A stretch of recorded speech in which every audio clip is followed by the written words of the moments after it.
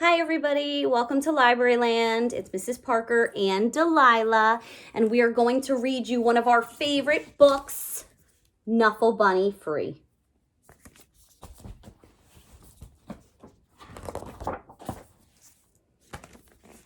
Knuffle Bunny Free.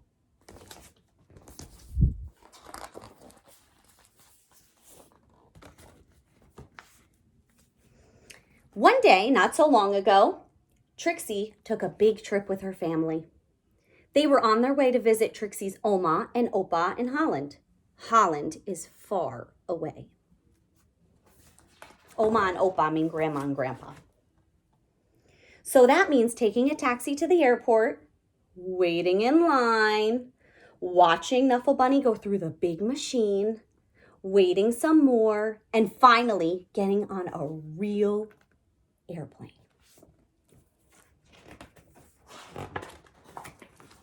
On the plane, Trixie played and read and slept. Before she knew it, the plane had landed. Trixie and her family left the airport and got on a train to go to Oma and Opa's house. Oma and Opa were so happy to see Trixie. Soon, Oma and Trixie were drinking cold glasses of chocolate milk in the garden. Suddenly, Trixie realized something. I wonder what she realized.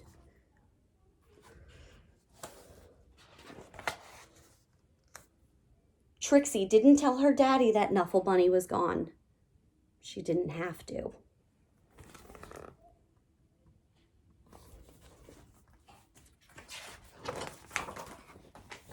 Trixie's dad called the airline and asked them to look for Knuffle Bunny on the plane. But the plane had left for China. China is very far away. Trixie's mom hugged her and asked her to be brave. Trixie's dad told the story of when he was a little boy and he had to say goodbye to his special lammy. Oma gave Trixie another glass of chocolate milk and remarked on how big she was getting. Trixie understood. She was getting bigger. Even if she wished she wasn't. And the next morning, Trixie tried to enjoy the cafe and the swings on the playground and the carnival that was in town. And while the whole week was filled with fun things like eating French fries on the street, visiting real windmills, and feeding the ducks, Trixie was still sad. She missed her Knuffle Bunny. Oma and Opa understood, and they had a plan. That night, they had a surprise for Trixie, a brand new, top-of-the-line, Funny Bunny Oney doll extreme. It could walk, it could dance, it could speak, but it couldn't make Trixie feel any better. Whoa. She dreamt of Knuffle Bunny and all the places he would visit. She dreamt of all the children Knuffle Bunny would meet.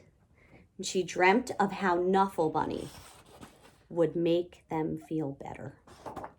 That's very kind. Trixie had a big breakfast. She played with Oma on the playground swings. She even tried a sip of Opa's coffee at the cafe. Yuck. It was a great day. Before she knew it, the trip was over and was time to go home. Trixie hugged Oma and Opa as hard as she could. Then Trixie and her family got back onto the train, got back onto the plane. Wah! And listened to the crying baby as the plane lifted off. But can you believe it? Right there on that very plane, Trixie noticed something. I wonder what she noticed. Knuffle Bunny! Trixie was so happy to have Knuffle Bunny back in her arms. Happy enough to make a decision. Trixie turned around and said, "Would your baby like my Knuffle Bunny?" "Really?" asked the baby's mom. "Really?" asked Trixie's daddy. "Really?" asked Trixie's mommy. "Plaggy blaggy?" asked the baby. Really, said Trixie. She was big enough. The baby was happy, the baby's mommy was thankful, and Trixie's parents were proud. And the other passengers were relieved.